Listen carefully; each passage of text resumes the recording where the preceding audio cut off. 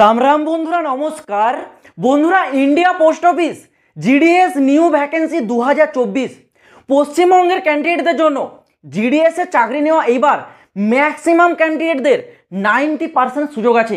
কিন্তু তোমরা সেই সুযোগটা হাতে থাকা সত্ত্বেও ইচ্ছে করে তোমরা হাত থেকে সেটা ছেড়ে দিচ্ছ। সুযোগটাকে তোমরা ইচ্ছে করে ভাই হাতছাড়া করছো। তোমাদের চাকরি করার সুযোগ আছে, কিন্তু তোমরা ভুলভাল কিছু কারণের জন্য তোমাদের সেই চাকরিটা হাত থেকে ছাড়া হচ্ছে। তোমরা সবাই জানো এইবার জিডিএস এ শূন্যপদ 44,228, মানে ভ্যাকেন্সি কিন্তু ভাই জিডিএস এর ইতিহাসে সব থেকে বড় ভ্যাকেন্সি জারি করেছে এইবার 2024 সালে। যদি ফর্ম অ্যাপ্লাইয়ের সংখ্যা বলি 2023 সালের তুলনায় ডেফিনেটলি 2024 সালে ফর্ম অ্যাপ্লাই কম হবে। কেন কম হবে জানো? কারণ ম্যাক্সিমাম ক্যান্ডিডেট যারা ভিডিওটা দেখছো তোমাদের মধ্যেও 90% ক্যান্ডিডেটের মনোভাবনা এটাই আছে যে ভাই কাট অফ 2023 সালে কতটা হাই গিয়েছিল, সেই অনুযায়ী কাট অফ হাই যাবে, ফর্ম অ্যাপ্লাই করে কী লাভ, 100 টাকা শুধু শুধু নষ্ট হবে, কেন নষ্ট করবো 100 টাকা। এই মাইন্ডসেটটা শুধু তোমাদের নয়, ম্যাক্সিমাম ক্যান্ডিডেট আছে অল ওভার ইন্ডিয়াতে। এই কারণেই এইবার জিডিএস 2024 সালে 2023-এর তুলনায় ফর্ম অ্যাপ্লাইয়ের সংখ্যা কিন্তু অনেকটা কম, কিন্তু ভ্যাকেন্সি কিন্তু বেশি আছে 44,228, কিন্তু ফর্ম অ্যাপ্লাই কম। যদি এক্সপেক্টেড দেখো না, এইবার আমাদের ফর্ম অ্যাপ্লাইয়ের লাস্ট ডেট কবে আছে জিডিএস এর, না 5 আগস্ট। ওকে, 5 আগস্ট পর্যন্ত তোমরা যদি ফর্ম অ্যাপ্লাইয়ের সংখ্যা দেখো ম্যাক্স টু ম্যাক্স 80 লাখ থেকে 90 লাখ যাবে, ঠিক আছে। এবার 80 লাখ থেকে 90 লাখ এটাও কম নয়, কিন্তু তুলনামূলক সেইভাবে দেখলে কম হচ্ছে, কারণ যেভাবে ভ্যাকেন্সি আছে কম করেও 1 কোটির উপরে ফর্ম অ্যাপ্লাই করার কথা, কিন্তু সেইভাবে দেখতে গেলে ম্যাক্স টু ম্যাক্স 80 থেকে 90 লাখের মধ্যেই ফর্ম অ্যাপ্লাইয়ের সংখ্যা থাকবে। তো কিছুটা হলেও ফর্ম অ্যাপ্লাই কমবে, এবং যে কাট অফ সেটা তোমাদের এইবার 2023 সালের তুলনায় কিছুটা হলেও ডাউন যাবে। যদিও তোমাদের প্রথম মেরিট লিস্ট এবং দ্বিতীয় মেরিট লিস্টে মনে হয় কাট অফ 90-র ঘরেই থাকবে, 95, 99, 98, কিন্তু তারপর চতুর্থ লিস্ট, পঞ্চম লিস্ট যখন দেখবে কাট অফের কিন্তু অনেক বড় একটা প্রভাব পড়ে গেছে, ঠিক আছে। যারা 60% ক্যান্ডিডেট আছো, 70% আছো, 80% আছো, 85% আছো, এই যে নাম্বার যাদের আছে ভাই, ভিডিওটা একটু মিস না করে কমপ্লিট দেখো, তোমাদের জন্য এটা প্রচুর ইম্পর্টেন্ট ভিডিও। অনেক ক্যান্ডিডেট আছে এত ভালো পার্সেন্টেজ থাকার পরেও তারা নিজেরা হতাশ হয়ে যাচ্ছে। কেউ কেউ ফর্ম অ্যাপ্লাই করে দিয়েছে, সব কিছু করার পর জিজ্ঞাসা করছে দাদা আমি কি পোস্ট প্রিফারেন্স চেঞ্জ করতে পারবো? কারণ ফর্ম অ্যাপ্লাইয়ের গুরুত্বপূর্ণ পার্ট হচ্ছে পোস্ট প্রিফারেন্স। এটা ভাই মোস্ট ইম্পর্টেন্ট পার্ট। এটাই হচ্ছে তোমাদেরকে বলতে পারো যদি লাখ থাকে না চাকরি লাগিয়ে দেবে। পোস্ট প্রিফারেন্স জিনিসটা এমনই একটা জিনিস, অনেকে আছে পোস্ট প্রিফারেন্স দিচ্ছে মাত্র 5টা, কেউ দিচ্ছে মাত্র 10টা। যেখানে আমাদের পোস্ট প্রিফারেন্সের এত অপশন আছে, আমাদের ওয়েস্ট বেঙ্গল সার্কেলে প্রচুর ডিভিশন আছে, তো এক একটা ডিভিশনে কম করেও তোমাদের ভ্যাকেন্সি সংখ্যা 150, 200, 200 প্লাস ভ্যাকেন্সি চলে যাচ্ছে। কিন্তু পোস্ট প্রিফারেন্স কেমন দিচ্ছে? 5টা, 10টা। তো ভাই 10টা পোস্ট অফিসে যদি ম্যাক্সিমাম ক্যান্ডিডেটের যদি নাম্বার থাকে 90-র ওপরে, কেউ যদি 80-তে অ্যাপ্লাই করে, তাহলে তার কি 10টাতে চান্স হবে? হবে না। কিন্তু সেই রকমই একজন 80% ক্যান্ডিডেট যদি পোস্ট প্রিফারেন্স দেয় কত, 30টা, তাহলে তার 10টাতে যদি না হয় তার কাছে হাতে থাকছে 20টা। তো এইটাই হচ্ছে পোস্ট প্রিফারেন্সের একটা বড় খেলা। যারা পোস্ট প্রিফারেন্স দিচ্ছ না ভাই, বেশি করে পোস্ট প্রিফারেন্স দাও। পোস্ট প্রিফারেন্স দিতে কোনো টাকা লাগছে না, ঠিক আছে। পোস্ট প্রিফারেন্স তুমি যেই ডিভিশনে অ্যাপ্লাই করবে সেই ডিভিশনে max to max post preference তোমরা দেবে, ঠিক আছে। পোস্ট প্রিফারেন্সে প্রথমে কি দেবে আমি সবসময় বলবো, প্রথমে তোমরা বিপিএম পোস্টটা দিবে, ঠিক আছে। এবার অনেকে বলছে বিপিএম এর কাট অফ হাই যাবে, ভাই এটা রিয়েল নয়।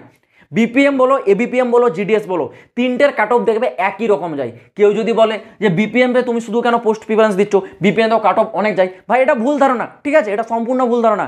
তুমি বিপিএমে দেখবে, এবিপিএম দেখবে, জিডিএসে দেখবে, কাট অফ একই রকম, জাস্ট পোস্ট প্রিফারেন্স, ঠিক আছে।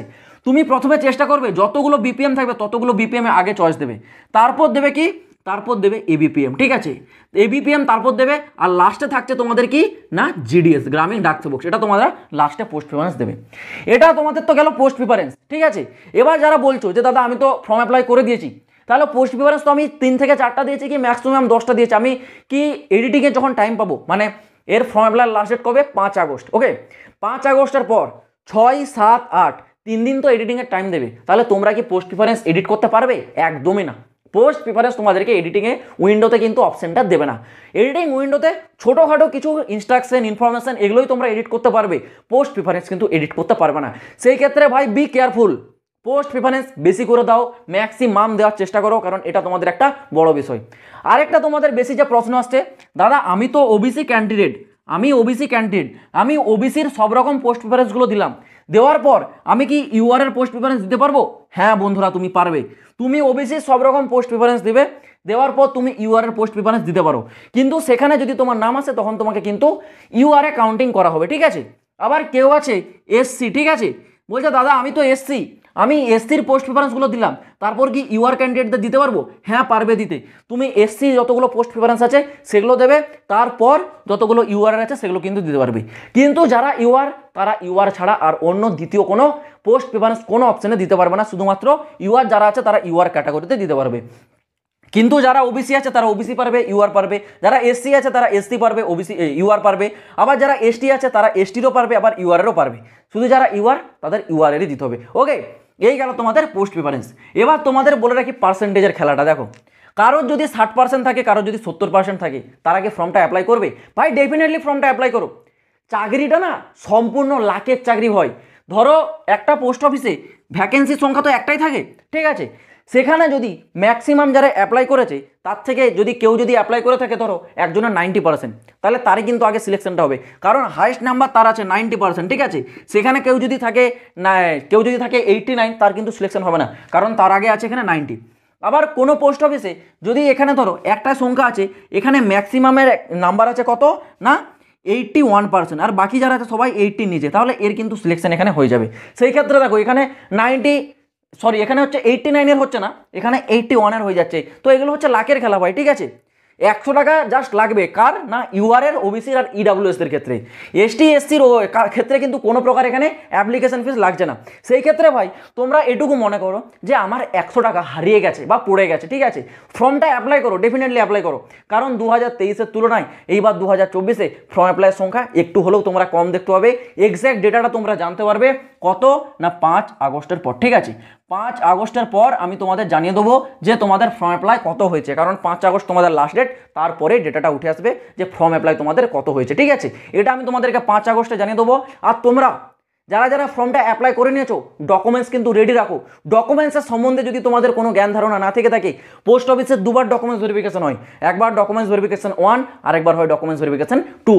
দুটোরই যদি তোমরা ডকুমেন্টসের একটা ফুল ভিডিও চাও কী কী ডকুমেন্টস লাগে, অবশ্যই তোমরা কমেন্ট বক্সে কমেন্ট করে জানাবে যে দাদা ডকুমেন্টসের উপর একটা ভিডিও নিয়ে আসো। তাহলে পরবর্তী ভিডিওতে আমি ডকুমেন্টস নিয়ে তোমাদেরকে পুরো ফুল বলে দেবো যে কী কী ডকুমেন্টস তোমাদেরকে রেডি করে রাখতে হবে ডকুমেন্টস ভেরিফিকেশনের সময়, কারণ ডকুমেন্টস ভেরিফিকেশনের সময় বেশি টাইম তোমরা পাবে না। টাইমের মধ্যে ডকুমেন্টস ভেরিফিকেশন না করাতে পারলে ভাই তোমার সিট অন্য কেউ পেয়ে যাবে, ঠিক আছে, তোমার জন্য সেটা কিন্তু রিজার্ভে থাকবে না।